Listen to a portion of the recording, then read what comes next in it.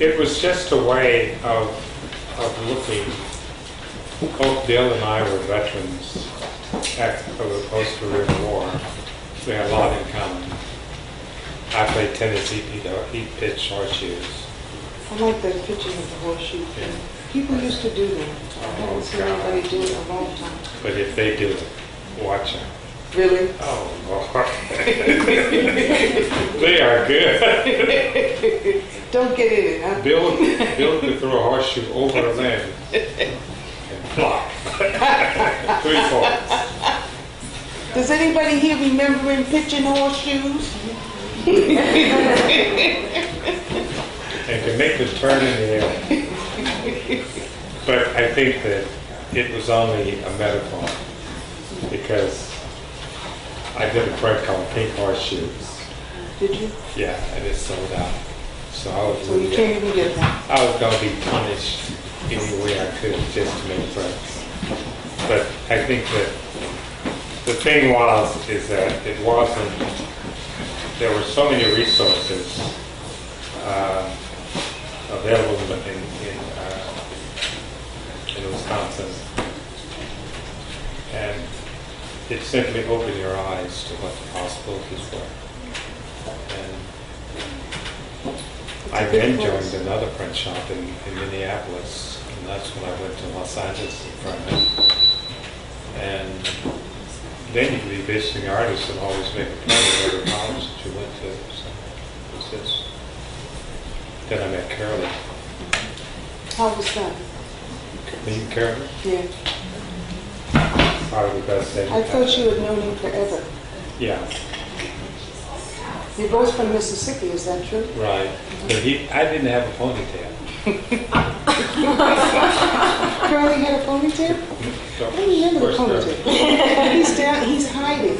He I had a believe ponytail nowadays. because his wife made him cut it off. Right. That was best. Yeah.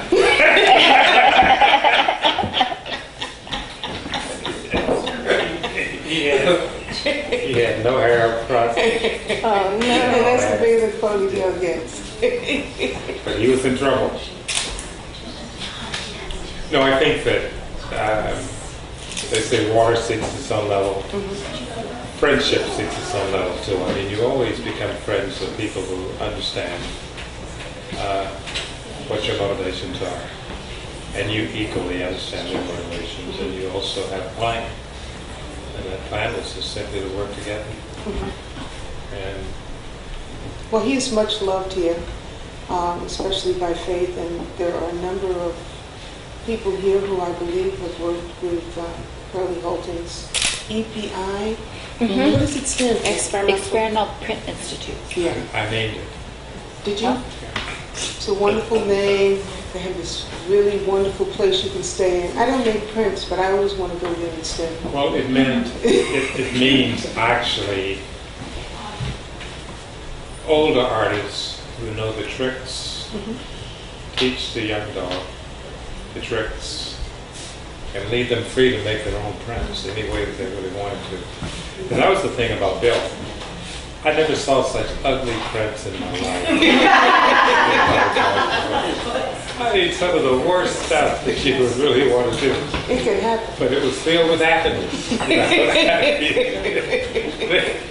If you needed color, you would go down to the farm in Fleet, which was a big major farm store, buy pigment, buy chalk that they marked cattle with or sheep with, and put it in the prints and you keep rolling. You know.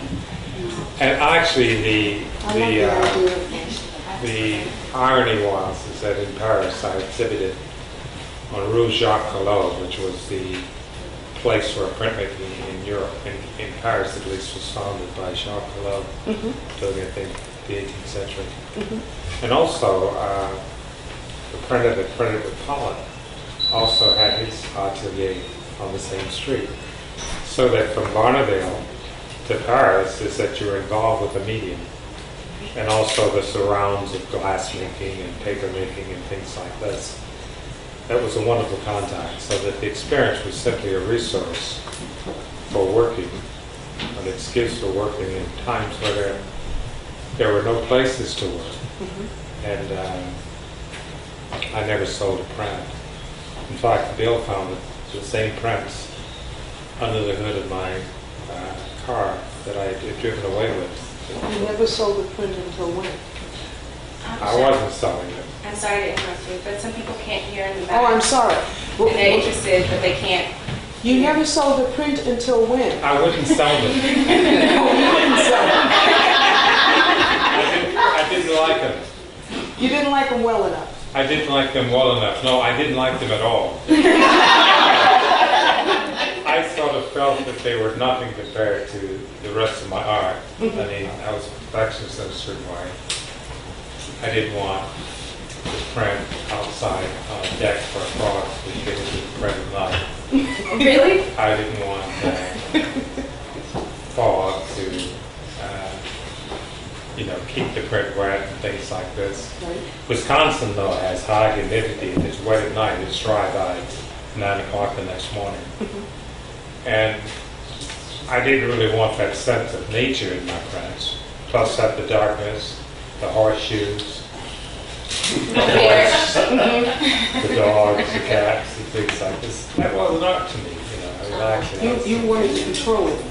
no, I wanted to be Sam. I mean, But then, how in the I world, shopped at some very fancy stores. if I I want to wanted step to, in it. if I want to throw this in Mhm. and improvise here, if you wanted to be Sam and you don't want the humidity and the horseshoes and the beer, what about fireflies and, I mean, you've got these huge things. There must, all kinds of things must happen in the natural world. I learned to lose it. I had experience with learning to quit outside of sand. And it helped you Oh, by yeah. doing these big monumental Opening up to the landscape fields. things. Yeah. You have to let it go. We walked up Lake Monona during the winter time and threw a 1,000-yard piece of branch over the lake. We did all those things. Who's made the biggest, the longest, the most? Look at us. You make some big work, Yeah, big and bigger, got it. you know? Good thing I don't have a fourth kid.